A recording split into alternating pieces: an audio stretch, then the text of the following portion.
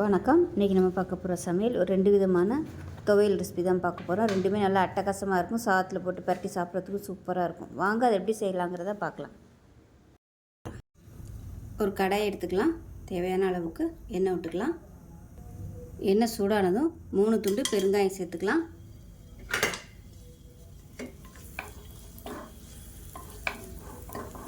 இப்போ இது கூடவே ஒரு 15 சின்ன வெங்காயம் முழுசாக அப்படியே சேர்த்துக்கலாம்.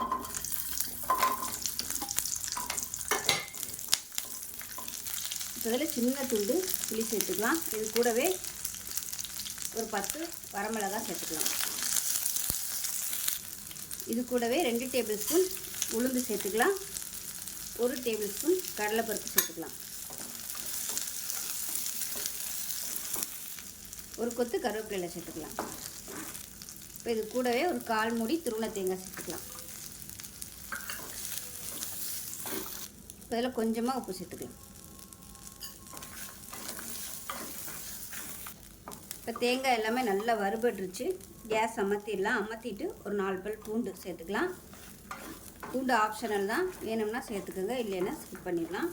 அவ்வளோதான். இப்போ நல்லா ஆறுனதுக்கு அப்புறமா மிக்ஸி ஜாரில் சேர்த்துட்டு கொஞ்சமாக தண்ணி ஊற்றி நல்லா கெட்டியாக அரைச்சிட்டு பார்க்கலாம். இப்போ பாருங்கள், நல்லா சூப்பராக அரைச்சாச்சு. இந்தளவுக்கு நல்லா கெட்டியாக அரைச்சிக்கணும். கொஞ்சமாக தண்ணி விட்டு அரைக்கணும்.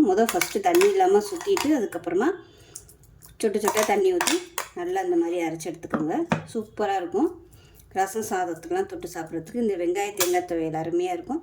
செஞ்சு பாருங்கள். செஞ்சு பார்த்துட்டு எப்படி வந்துச்சுங்கிறத சொல்லுங்கள். வீடியோ பிடிச்சிச்சின்னா லைக் பண்ணுங்கள், கமெண்ட் பண்ணுங்கள், சேனலை சப்ஸ்கிரைப் பண்ணுங்கள், பக்கத்தில் பெல் பட்டனையும் ப்ரெஸ் பண்ணுங்கள். நன்றி. கடாய் எடுத்துக்கலாம். இதில் கொஞ்சமாக நல்லெண்ணெய் விட்டுக்கலாம். எண்ணெய் சூடானதும் ஒரு 50 கிராம் அளவுக்கு வர கொத்தமல்லி சேர்த்துக்கலாம். இது நல்லா எண்ணெயில் வறுத்துக்கணும். மீடியமான ஃப்ளேமில் அடுப்பு நல்லா குறைச்சி வச்சுக்கோங்க. இப்போ இந்த மல்லி எல்லாமே எண்ணெயில் நல்லா கொட்டாயிடுச்சு. இப்போ இதில் பார்த்திங்கன்னா ஒரு 10 வரமிளகாய் சேர்த்துக்கலாம். இதையும் சேர்த்து நல்லா வறுத்துக்கலாம். இது கூடவே 5 பல் பூண்டு சேர்த்துக்கலாம். ஒரு கொத்து கருவேப்பிலையில் சேர்த்துக்கலாம். இப்போ பாருங்கள், மல்லி நல்லா வறுபட்டுருக்கு. நல்ல ஃப்ளேவர் வந்துகிட்ருக்கு. இப்போ சின்ன நெல்லிக்காய் சைஸுக்கு புளியும் சேர்த்துக்கலாம். இதையும் சேர்த்து நல்லா வதக்கிக்கலாம். மீடியமான ஃப்ளேமில் நல்லா வறுக்கணும், அந்த மல்லியோட வாசனை வர அளவுக்கு. இப்போ இதுக்கு தேவையான உப்பு சேர்த்துக்கலாம். இப்போ எந்த கப்பில் வர கொத்தமல்லி எடுத்தோமோ அதே கப்பில் 1 கப் அளவுக்கு துருவன தேங்காய் சேர்த்துக்கலாம். இப்போ இதையும் சேர்த்து நல்லா வதக்கி விட்டுக்கலாம். இப்போ பாருங்கள், நல்லா வதக்கியாச்சு. இப்போ கேஸ் அமர்த்திடலாம். அமர்த்திட்டு மிக்ஸி ஜாரில் சேர்த்துட்டு கொஞ்சம் கொஞ்சமாக தண்ணி ஊற்றிக்கணும். ஃபஸ்ட்டு முதலே தண்ணியை ஊற்றிடாமல் எல்லாத்தையும் நல்லா ஒரு சுற்று ஓட விட்டுட்டு அதுக்கப்புறமா தண்ணி ஊற்றி நல்லா கெட்டியாக அரைச்சிட்டு பார்க்கலாம். இப்போ பாருங்கள், துவையல் நல்லா அரைச்சாச்சு.